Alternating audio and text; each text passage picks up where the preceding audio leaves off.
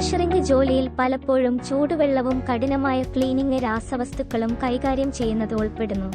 കയ്യുറകൾ ചൂടിനും രാസവസ്തുക്കൾക്കുമെതിരെ ഒരു സംരക്ഷണ തടസ്സമായി പ്രവർത്തിക്കുകയും കഴുകിയ കൈകളുടെ സുരക്ഷ ഉറപ്പാക്കുകയും ചെയ്യുന്നു.